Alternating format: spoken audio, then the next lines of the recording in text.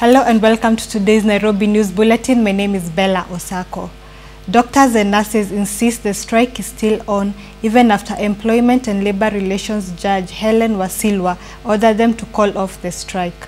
Officials of the Kenya Medical Practitioners, Pharmacists and Dentists Union appeared before Judge Wasilwa this morning and at the Industrial Court in Nairobi. Doctors and nurses flocked the industrial court in Milimani as officials of the Kenya Medical Practitioners, Pharmacists and Dentists Union presented themselves before the Employment and Labor Court Judge Helen Wasilwa. Judge Wasilwa directed the officials to follow a court order issued before the strike commenced on the 5th of this month and call off the strike immediately. The court directs that the strike ceases immediately. It comes to the matter. Earlier, the Council of Governors had moved to court against the union, arguing that the medical practitioners are on an unlawful and unprotected strike, thereby gravely affecting the health and well-being of patients. Also, let's listen to them, whether they're able to call the strike maybe between now and maybe tomorrow morning. Then they can address the court. It's a serious matter. A lot of people have lost their lives. And we have asked the court, as you will see, that the officials take personal responsibility and liability for any injuries that have arisen out of the strike. We will consult with our members to and then come back after we swear all this in an affidavit with our legal team so that it is on record. Some of the principles we follow is that when a court order is issued, whether you like it or not, you obey it first. Then you question it. You don't say, oh, the government is playing with us, let us go and report. You don't do that. Then you'll be considered to be in contempt of court and you'll be punished by the court. However, the medical practitioners are still on strike. This strike action was very well considered, and we already did state that all the doctors are requesting for is implementation of the collective bargaining agreement. And we already did state, even from the beginning, that nothing will stop us from getting that CBA implemented. So far, we are on strike, our members are on strike, and we as a union are telling our members that the strike continues. In the meantime, the Nurses Union maintains that nurses are still on strike. The parties, Kenya Medical Practitioners, Pharmacists and Dentists Union and the Council of Governors are expected to appear again in court on Monday next week for further direction. Motorists in the country have 18 days to register their vehicles afresh with the National Transport and Safety Authority. This is part of the agency's efforts to digitize its record into the online platform called Transport Integrated Management System. Individual car owners are required to create their profiles in the online platform by December 31st, 2016. To create a profile, car owners should log on to the NTSA's website.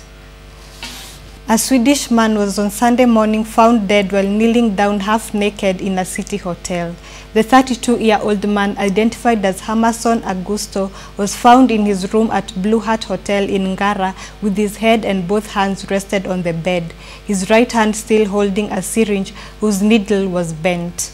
Police officers who arrived at the scene conducted a search and recovered 3 sachets of white powder suspected to be heroin. The body was moved to the city mortuary for an autopsy.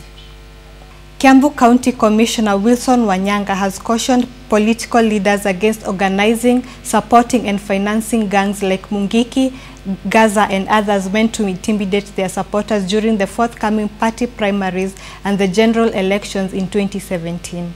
Speaking at this year's Jamhuri Day celebrations in Dumberi, Wanyanga said his security team will deal with the illegal groups and their supporters ruthlessly.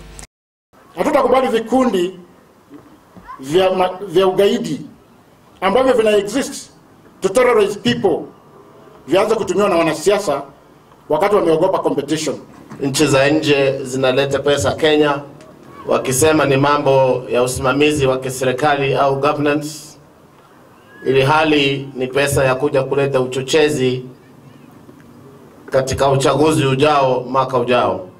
Waachiwe nafasi wa Kenya wachague, na hiyo pia ningependa kusema iwe hata hapa katika county level ama katika nchi yote, isiwe ni CORD, isiwe ni Jubilee, wananchi wawachiwe nafasi. Hao ndio watachagua viongozi wao, hakuna mengine.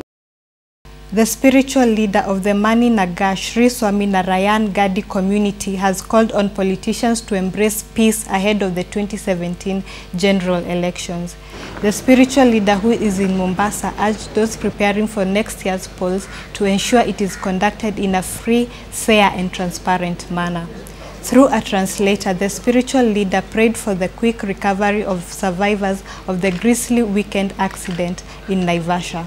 He was speaking shortly after arriving at the Moi International Airport, where he was received by former Mombasa Mayor Ahmed Abubakar Mohda. He also reiterated the need for the society to care for the less fortunate. It is his culture. He comes here every year. And this time was so different that he came here on the Independence Day, and we also had the opportunity to sing the national anthem. He also prayed, since we are having forthcoming elections, he also prayed for the country to have a peaceful election, and he's going to pray for all of us to go through that peaceful election. That's it from us for now. For these and more stories, log on to www.nairobinews.co.ke. My name is Bella Osako. Goodbye.